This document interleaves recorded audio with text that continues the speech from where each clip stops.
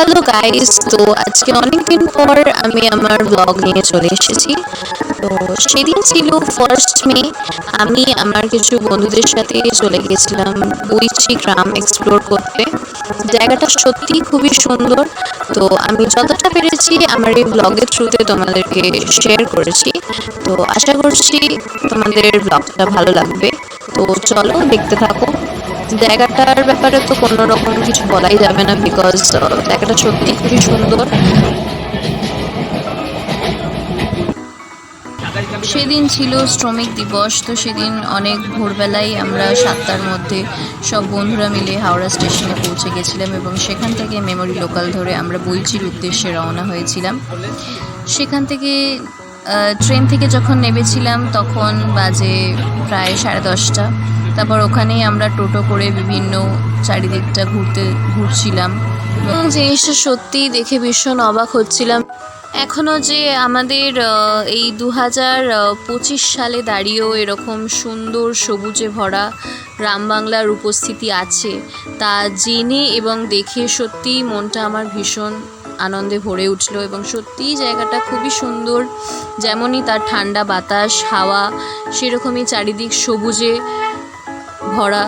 তো সেটা দেখে আমার খুবই ভালো লাগলো এবং বিভিন্ন জিনিস দেখেছিলাম, বিভিন্ন ধরনের পুরনো রাজবাড়ি, তার মধ্যেখানে বিভিন্ন ঐশ্বরিক জিনিসপত্র আমরা দেখতে পেয়েছিলাম। এছাড়াও ছিল বিভিন্ন মন্দির, যেমন মা মনসার জাগ্রত মন্দির। এছাড়াও ছিল বন জঙ্গলে ঘেরা নদীর পাড়, যেখানে সময় কাটাতে খুবই ভালো লাগছিল।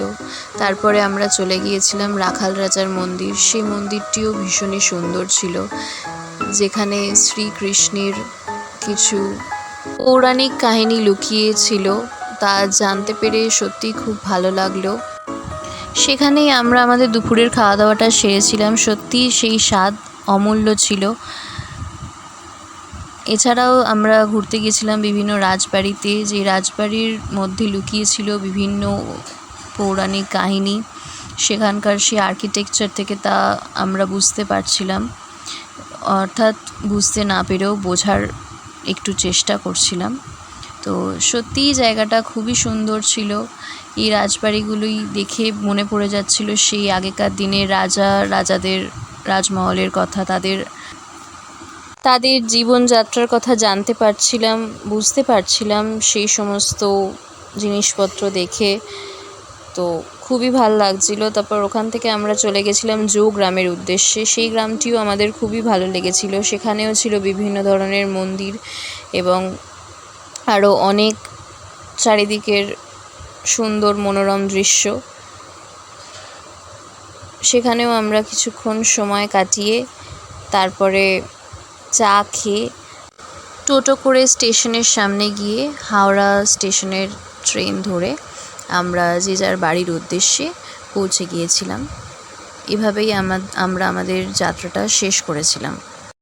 তো এখানেই আমি ব্লগটা শেষ করলাম। আশা করছি ব্লগটা আপনাদের ভালো লাগলে like, comment, share and subscribe করতে ভুলবেন না। আর এরকমই ব্লগ দেখার জন্য stay tuned with Shreyashree vines.